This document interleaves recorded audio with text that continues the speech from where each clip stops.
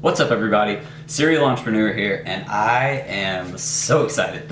You have no idea. So I just got this new camera. It's the one I'm shooting on right now. I got my little screen over here that I get to look at. I came with, I think, 4 lenses. I've talked about it a lot because I've been super excited about it. By far my favorite thing right now in life. So just figured I'd hold off until I got this camera. Some of the sweet lights set up that you can see. I'm not orange anymore like I was in some of my videos. So we're gonna get this whole thing going right. I promise next purchase is a Rode mic and a Rode Mic Pro, and some lav mics, or lav mics, whatever you want to say, lavalier mics. I'm gonna get some of those so that way my sound quality is even better. Those are to come really soon. I actually have a backdrop on the way.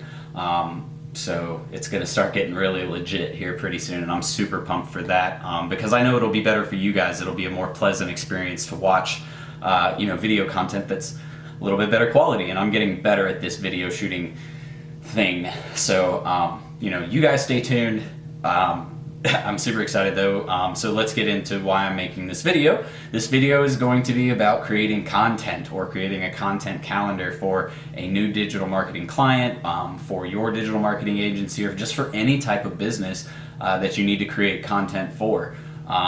So we're going to go through the whole process, and really just so you guys know, the biggest thing about creating content is just knowing, what to put out there, what's going to be valuable, what's going to be useful for your audience. Because if it's not valuable or useful, your audience isn't going to pay attention to it, or you'll never attract an audience to begin with. That's why you guys come to my channel. You watch my stuff because it's valuable to you. It provides you useful information that you can then take and either make monetize off of it, or find it useful in some way to help your business grow. So, like I said, stay tuned to this video coming up. It's going to be super useful for you guys. It's how I implement my marketing campaigns, or my content creation campaigns, for my businesses that I advertise on. So if you haven't followed this channel yet, make sure you go ahead and follow, or subscribe right below.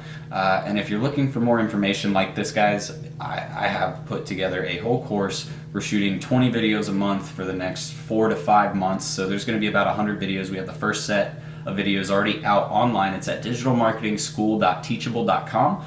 You can go get the course for $200. It's very affordable. I'm leaving it at $200 right now because I remember I wanted to up it, and I will eventually up the price, but I'm trying to be generous in the sense that I know what it's like not to have a ton of money and be able to afford these super expensive courses. And I know what it's like to start off, young and not have someone to give you an investment or something like that. So you're doing it bare bones, trying to make it happen. So I want to leave it out there for a little bit longer, do, the course for $200, so it's affordable for you guys. So if you haven't signed up for that, go ahead and sign up for that. If you haven't followed me on Snapchat, do that at Serial ENT, and look me up on Facebook at Jordan Steen-Serial Entrepreneur. But stay tuned, because here comes some really cool content about content creation, what I'm doing right now. I'm not going home. Take number freaking 4, because I can't seem to get the shit right. Coming soon. Alright guys, so like I was saying in the intro to this video, it's going to be all about creating content, and the most valuable thing for content, or content creation, is going to be creating content that's useful, it's valuable, and that can be in several different ways. Value doesn't just come in providing someone information on how to do something. Value can be making someone laugh. If someone's having a bad day and they come to your channel and they find a video funny and it cheers them up, that's valuable to them. They might come back at another time and watch another video because you had a funny video, you left a good first impression on them. So creating content is more about providing value than it is about just putting a bunch of information out there. You guys probably noticed, I don't put out a video every day yet. It's more due to, I would like to do more videos, but it's more due to the fact that I'm busy with other things, so I don't have a ton of time to shoot all the time, and I'm putting together my course and shooting for that. So, I don't necessarily have the time to do it on a daily basis or something like that. But eventually I will, too, just so you guys know. But anyways, sidetracking.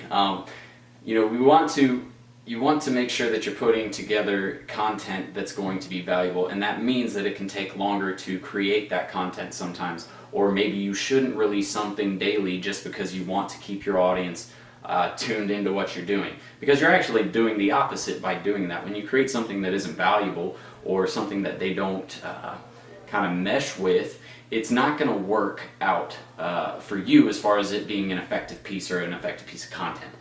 So just keep that in mind when you're creating content. It's all about the value you provide. If it's funny, if it's a how-to, educational, informational type video, those usually do very, very well. Or if it has an emotional appeal, appeal does really well. So you've probably seen a video of like a dad coming home from war and surprising his child somewhere. You know, those appeal to people because they're emotional. So those are the three things, you know, funny, educational, informational, and emotional. Those are the top three things that I would say you'll see out there in content that, you know, goes viral or does really well. So when you're creating content, you have to do a few things to make sure that you're getting this right, and to make sure that you're actually going to be I guess the first thing is that you're not wasting a bunch of time, because like I said, putting content out there that has no value, that is just putting words on the internet, in my opinion, is a waste of time.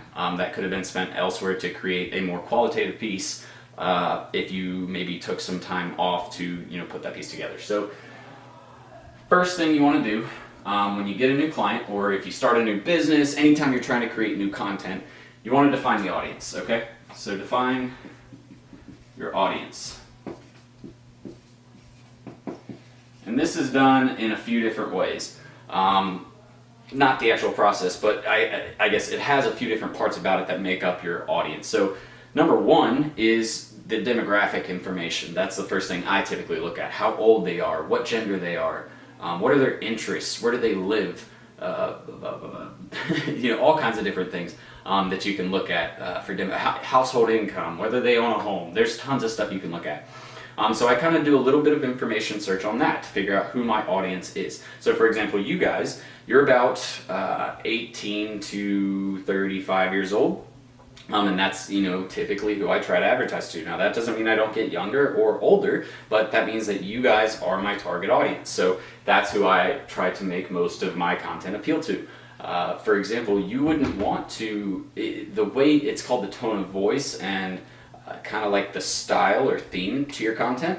And basically what that means is, who are you talking to? If I'm talking to someone who's 25 versus talking to someone who's 50, they're going to have even just different words, different ways they speak. If you notice, if you look back into something like classical times or colonial times, medieval times, they spoke completely differently than we do now, right? And the reason why is over time, dialects, or not dialects, but just the ways people talk change.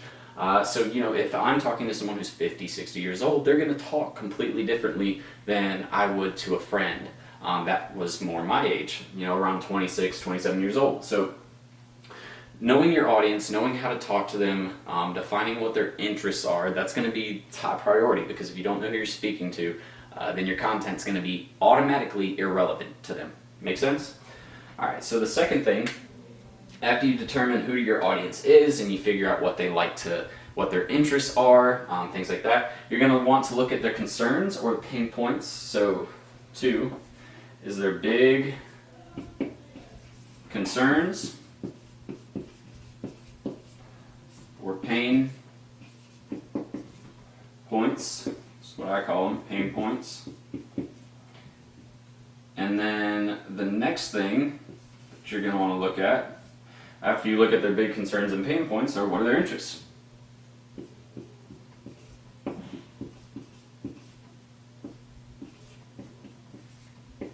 Alright? So big concerns and pain points and interests. These make for great starting points to start creating content. So what I typically do is, once I define my audience, I get those guys figured out, guys or girls figured out who they are. I then start to do what is more of a storyboarding, brainstorming type of session. So I'm going to go and use my client that I did this about 2 weeks ago for them. The biggest thing that we did to kind of determine, you know, what we're going to talk about is storyboard some ideas. So they're actually trying to sell more franchise opportunities to potential business owners, or to potential investors or entrepreneurs, stuff like that. So they want to push more franchise sales. So what we did was we looked at what are the big concerns and pain points for franchise or potential franchise owners, and what are their interests. All right, and what we found was that typically in today's day and age, that older people in their 45, not really even 45, probably like 50 to 65.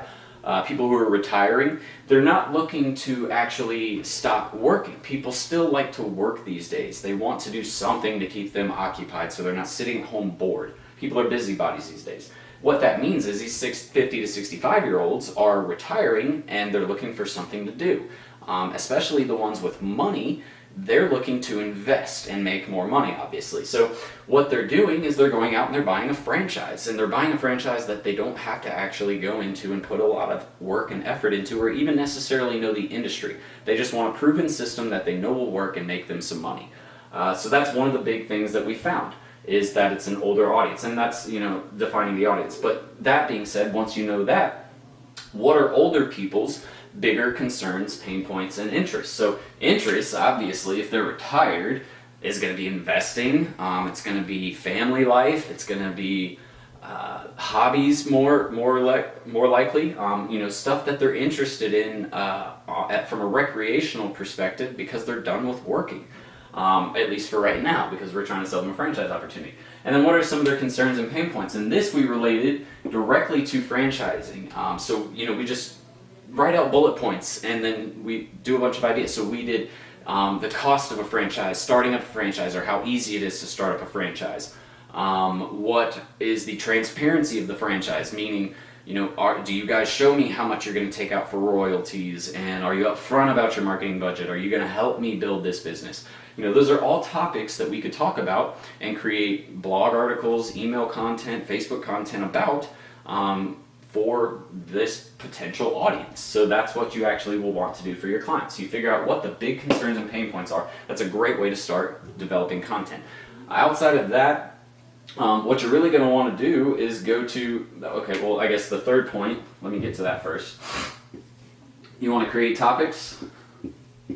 So after you find some initial pain points and interests, you want to create topics and subtopics. Alright, so once you create some once you actually get some concerns, some pain points of your potential clients or customers, and some interests, then you're going to want to take those ideas and create topics and subtopics out of them. And also, so that's a way to get some content ideas, but another way, you can go to Quora.com, look for things that people are complaining about or asking questions about. You can go to review sites. You can go to news outlets. That's a great way to see what news outlets are talking about. BuzzSumo is a really great tool. If you can't afford the paid option, they do have a free little tool you can use partially. They don't give you full access to it, but that's what you're going to want to use to create topics or to find things to talk about. One thing to also keep in mind, and this is what I recommend at least, you want to keep content current. You don't ever want to write out your content for the year and schedule it. Now, there is some content that you can do. So for example, holidays. You can write out all of your holiday content ahead of time. You can always go in and change it and adjust it before you release it. But holiday content is generally going to stay the same. If you write a post on Facebook for 4th of July, you can write it out 2-4 years in advance. You can write those posts out years and years and years in advance if you want to. But I generally like to keep things current other than the holiday content. So keeping it current means you shouldn't be writing content out 6 months ahead. So you shouldn't have blog articles that are written out 6 months ahead unless it's something that is very standard in the industry that doesn't change at all, ever, and it hasn't changed for 50 years, 100 years, something like that. So one thing that I do when you create topics and subtopics is you look at this information, you prioritize it. That's what I usually like to do. I prioritize what is probably the biggest pain or concern or interest, and then I go down from there. Then you create your topics and subtopics off of that. So if I have a topic, say for my franchise opportunity, it's selling franchises, or purchasing a franchise is a topic. The subtopic could be something like royalty fees. What are the royalty fees of a typical franchise purchase. So those are things that you're going to want to look at for your clients. And then the fourth thing, once you actually create topics and subtopics and you find out what content people want to hear about, you write your content. That's it. So you create or write content. Alright. And what you really need to do for this, what I like to do, is break it down by platform. Okay? So if you're doing email marketing for your client, if you're doing email marketing, Facebook, Instagram, and let's say some web content, some website content.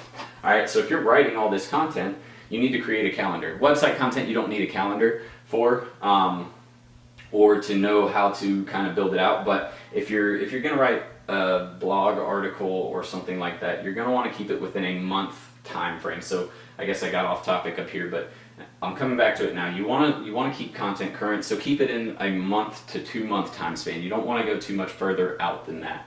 And then you, like I said, you create and write your content. So what I do is I segment it out. So email, Facebook, and Instagram, if those are the 3 platforms I'm doing, so email, Facebook, and Insta, if those are the 3 platforms I'm doing, what I'll do is I'll say, okay, there's 4 weeks in a month. So out of those 4 weeks, how many emails do I want to send in a 4-week time period? So say I want to do 15, okay? We'll do 15 emails. And that's on top of any other just standard emails, like holiday emails, promotional emails, stuff like that. But you can always obviously include those promotional emails inside this little schedule right here. So for Facebook, say in the same 4-week period, we're going to do 20 posts. And then we'll do the same thing with Instagram, 20 posts. Alright? So that's what we'll do right there. And that is basically how much we're going to write for each. So we're breaking it down, we're making it into micro units that'll be a little bit easier to kind of deal with.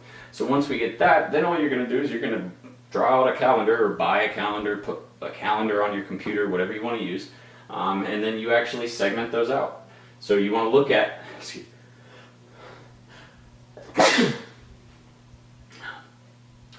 so you actually will go into that content calendar and segment those out. So you would want to do, if you have 4 weeks for emails, you would want to do 3, 4, 4, what is that, 8 and 3, so 10. 8 and 3 is 11, okay, so 4 more. So you do 3, 4, 4, 4, and that's how you would break down your content for the week. I'm hoping that's right. Yeah, that's right. Cool. So you do 3, 4, 4, 4, or 4, 3, 4, 4, however you wanted to break it down, and that's how you would release the content. So then you also pick out days, but you do all this in Hootsuite or something like that, where you're actually going to set up your content calendar so you can see it visually, and then make sure that it's optimized for the best day, the best time period, or best time frame to send it, stuff like that. So you got your emails done, you write 20 Facebook posts, and that's going to be about 5 a week. So you schedule all those out, some, let's say Monday for when they get back from work. Wednesday is always a great day. Thursday, Friday, and then maybe Saturday or maybe Sunday night. Saturdays don't usually do too well because people are out doing stuff. Actually, on my YouTube channel, my views drops every Saturday and Sunday because people typically aren't watching as much content then. They're out doing stuff. So once you actually create the content, then you're going to create your content calendar. So that's the 5th part. Let me get down here. 5 is create content calendar.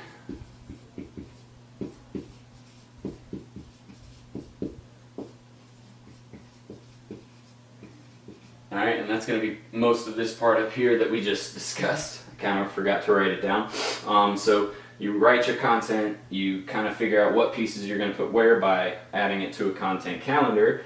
And then, the next part after you actually write your content calendar is you're going to want to optimize, or after you've written your content and created your calendar, you're going to want to make sure when you upload it, you optimize it for SEO.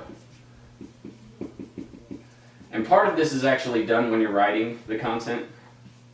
So when you're in the article, or if you're writing a blog article, you're going to want to go ahead and add your internal links. But when you upload a blog article or stuff like that, you're going to want to add the correct tags, the correct titles and descriptions to that blog. so that way it's optimized for search engines and stuff like that. And then the last part, after you go ahead and go through all that, or the last two parts, so you've created your content calendar, then you've optimized it for SEO, then you want to go into your Hootsuite and you actually schedule it to run. Or you put it in your email software platform, whatever it may be that you're using to schedule your content, and that's it. You just schedule it, let it run. Then the very last part, and this is probably the most important part, other than, you know, making sure you're putting content out there that's valuable, is you want to review it. Okay? So once you review the content, you're looking for, was it effective? Did it get a bunch of likes, shares, comments? Was it something that people actually found valuable, or did you get a bunch of negative reviews for it? And that's what you're looking for. You're looking for key things that, you know, tell whether that content should be built on, or whether you should completely remove it or try to adjust it to make it appealing to your audience. So that's pretty much it. I mean, once you go through those 8 steps right there, you've created your content calendar, and it's as easy as that. Don't make it overly complicated. If you're running out of ideas on what to write, go online, look at your competitors. That's one of the best things you can do. Look at the big competitors that are already doing it right, doing a great job at creating new content. Most of it has to do with up-to-date stories or current events, stuff like that. So if you're not keeping your content current, I could see why you're having trouble maybe creating new ideas. If you're writing it out 6 months ahead of time, you know, that becomes very, very difficult to write a bunch of different blog articles or pieces when you don't know what's going to happen in 6 months. That could completely change the game or give you something new to write about. So all of this is really what I do for my clients to get an effective content campaign or content marketing strategy going. I strongly believe in content marketing because I believe it's what drives all of your ads, all of your sales, everything like that, and really builds a strong customer base. So that's it. Like I said, everything in a nutshell right here. Just keep it simple. Don't overcomplicate things. And I promise you it'll be that easy for you and for getting results for your clients. So that's it for this video, guys. I am in love with this camera. If you can't tell, I'm still getting used to looking at the lens, so I'm probably looking around at the digital screen here for a little bit, but I mean, I'm getting used to it. Oh, whoops. I'm getting used to it, but it's awesome. I gotta say, I love it. The quality's great. I bought some lights like I've showed you guys before. I'll do a little quick pan. That's what I love about this stand. See, we got my lights set up, so we're actually shining now. But that's pretty much it, guys. I just wanted to let you guys know about that. I'm gonna start uploading way more free content now that I have the quality set up that I want. And if you guys are loving the content that I'm putting out, go ahead and check out digital marketing, my digital marketing school. It's digitalmarketingschool.teachable.com. You can go up and sign up there still for $200. I extended it out because I wanted to give some more people the opportunity, and it's, you know, I know a lot of you are struggling as far as financially. I was too. So I wanted to provide something for you that's going to be helpful, and not only helpful, but actually affordable. So it's still out there for $200 if you want to download that. If you haven't subscribed to this channel, make sure you do that, because I'm going to start uploading all kinds of crazy stuff that's going to be able to help you guys with your digital marketing campaigns and get you guys some new customers. So if you haven't subscribed, do that. If you haven't followed me on Snapchat, look me up at Serial ENT, and I'm on Facebook at Jordan Steen-Serial Entrepreneur. So I can't wait to keep this stuff coming. I hope you guys are as excited as I am now that I finally have an awesome camera. But yeah, like I said, I'm gonna keep stuff coming. You guys stay tuned, and I promise you I won't let you down. So for now, I'm gonna go get out of here and maybe shoot some more video. Serial Entrepreneur out.